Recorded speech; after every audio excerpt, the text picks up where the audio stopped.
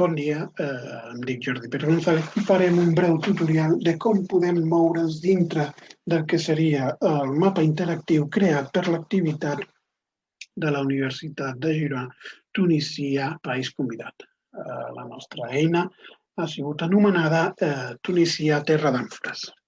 En aquesta visualització veurem la informació relativa a aquelles produccions amfòriques realitzades a la que podríem dir Tunisia romana, que formaria part de l'antiga província romana d'Àfrica o Àfrica Proconsularis, i aquelles produccions consumides en el que seria el territori de la Tunisia romana.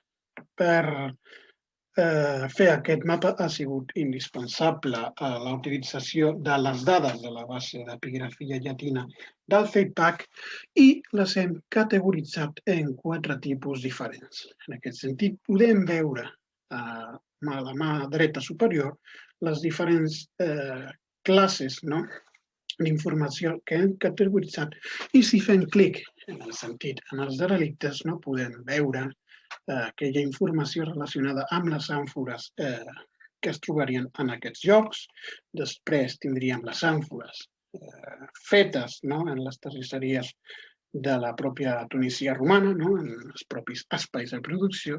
Després, aquelles àmfores produïdes a l'Àfrica romana que estarien destinades a l'exportació i, finalment, aquelles àmfores que formarien part del consum propi de la província i que serien importades d'altres llocs.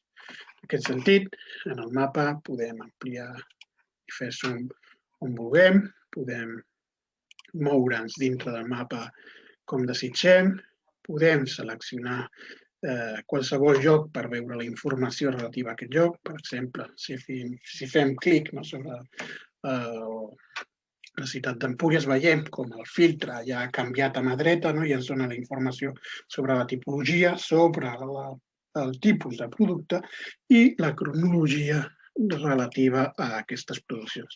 Si ens ve de gana fer una selecció d'un territori, podem veure com es filtra aquesta selecció en el nombre de nodes que resulten d'aquesta query. Veiem com en aquesta selecció com ha canviat la informació de la classe filtrada, la tipologia, els productes i també el que seria la cronologia.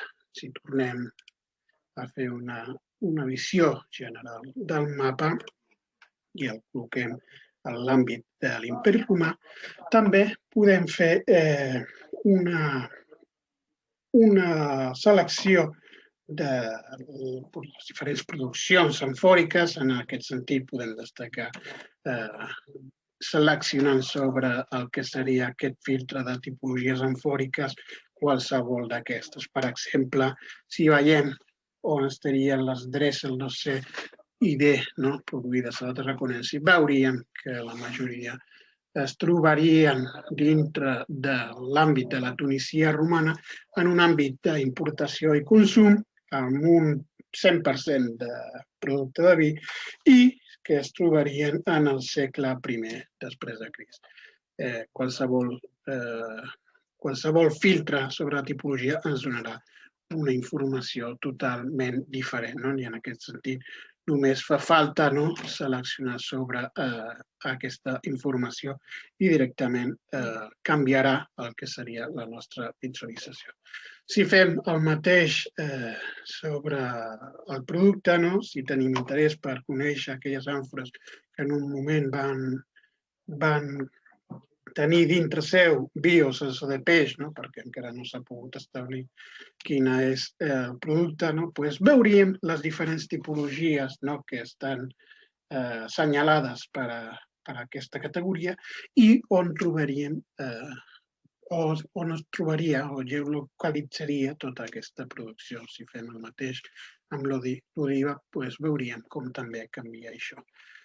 I per últim, destacar la mateixa funció en l'àmbit de les datacions. Si, per exemple, cliquéssim o fiquem el mouse sobre la datació no veiem com canvia tot això, no en referència al mapa, en referència al producte i en connexió constant amb la tipologia. Llavors, el que estem fent és interrelacionar totes les queries en una mateixa visualització. Moltes gràcies.